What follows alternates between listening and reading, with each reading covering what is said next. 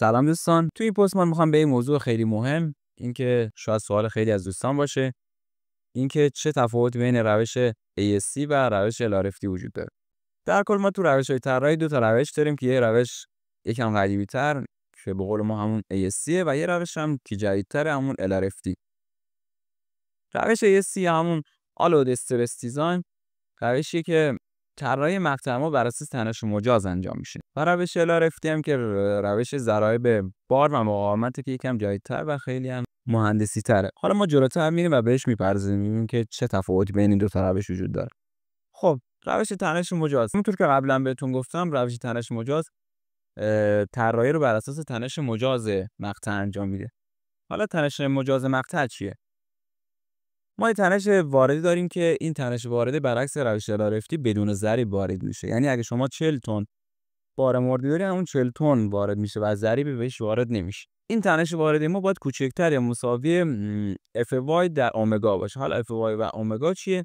FY ما که هم تنش تسلیم مقطع ما میشه و اومگا هم ضریب طولانی که ما وارد میکنیم تا تنش ما در محدوده مجاز قرار بگیره. به عنوان مثال اینجا رو شما می‌بینید که یه فولاد داریم ما در محدوده 240 مگاپاسکال.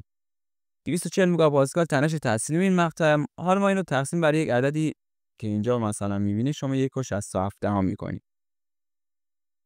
عددی که به دست میاد میشه 144 مگاپاسکال. شما توجه کنید اینجا ما 240 مگاپاسکال ظرفیت مقطعمون، یعنی تنش تسلیم مقطعمونه، ولی ما تنشی که اینجا تنشی مجاز شده برای ما 144 مگاپاسکاله. یعنی ما حدود 100 مگاپاسکال از این مقطع رو ما استفاده نمی‌کنیم. این مقداری که شما می‌بینید یه مقدار خیلی بالا، مثلا توی طراحی‌ها 100 مگاپاسکال خودش یک نمره بین مقاطعی که ما می‌خوایم. شاید مثلا شما اینو با یه مقطع 22 بتونید جواب بگیرید، ولی وقتی مثلا 100 مگاپاسکال ازش کم میشه شاید بتونید با 24 یا 27 باید جواب بگیرید. یک فلسفه‌ای که این روش تنش مجاز داره اینه که مقطع رو توی محدوده الاستیک بررسی میکنه. همونجوری که شما اینجا میبینید توی روش AST ما وارد محدوده پلاستیک مقطع نمیشیم. یعنی قبل از اینکه مقطع ما بخواد تسلیم بشه ما اونو تا همون حد مجاز میدونیم. مثلا همینجا که من بهتون گفتم 240 مگاپاسکال تنش نهایی مقطع ما، ولی ما اونو تقسیم بر ضریب اطمینان کردیم و این مثلا شد 144 مگاپاسکال.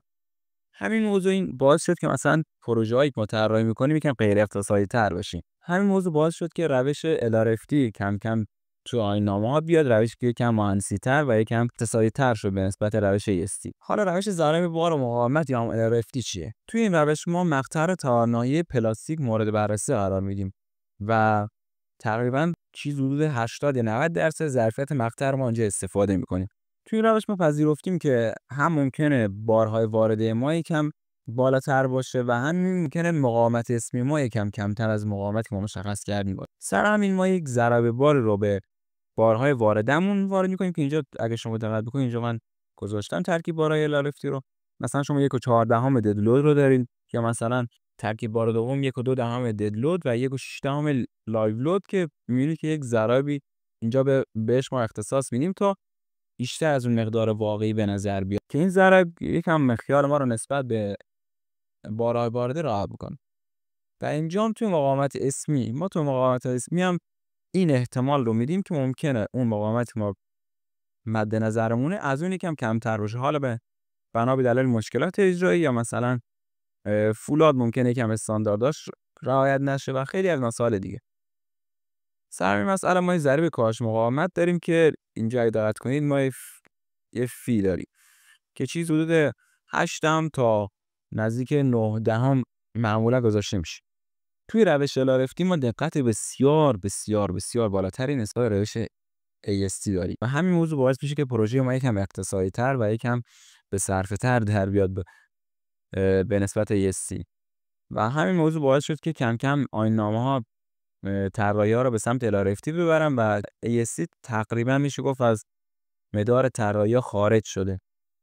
خب یه مثال کاربردی من براتون اینجا حل می‌کنم تا کاملا براتون این دو تا روش جا بیفته. یه میله فلزی رو داریم که تحت بار 20 تن بار مرده و 20 تن بار زنده است. حالا تو این مثال رو می‌خوام آی جی رو به دست بیاریم، یعنی ببینیم که چه سطح مقطعی رو ما لازم داریم تا بتونه این دو تا مقدار رو تحمل کنه.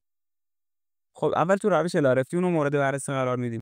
ضریب بار زنده ما ضریب بار مرده ما 1.2 و ضریب بار زنده ما 1.6 که ما یک سری ضربا رو انجام میدیم و در نهایت به 56 تن میرسیم.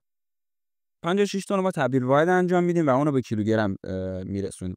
خب حالا میایم پایین‌تر، مقداری که ما به دست آوردیم رو باید کوچکتر مساوی 9 اف وای در آی جی باشه.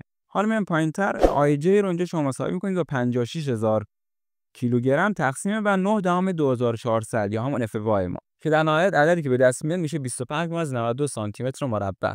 اما روش AST، تو روش AST ما ضریب بار رو نداریم و هر مقدار باری که داریم و همون رو مستقیم وارد می‌کنیم توی فرمول. خب اینجا می‌بینید که 40 تن رو باید کوچکتر مساوی اف وای در ضریب اطمینان ما بشه که اینو میاریم پایین‌تر و اینجا قرار میدیم که میشه 40000 کیلوگرم کوچکتر مساوی 2400 ضرب در 6 دهم ضرب در آی جی، که در نهایت وقتی اینو توی فرمول پایینی میذاریم میشه آی جی مساوی بر 40000 کیلوگرم تقسیم بر 2400 ضرب در 6 دهم و در نهایت عددی که به دست میاد میشه 27.77 سانتی متر مربع. همینطور که اینجا شما میبینید هولوش 3 سانت توی روش AST ما سطح مقطع بیشتری لازم داریم تا بتونیم این بار رو تحمل کنیم.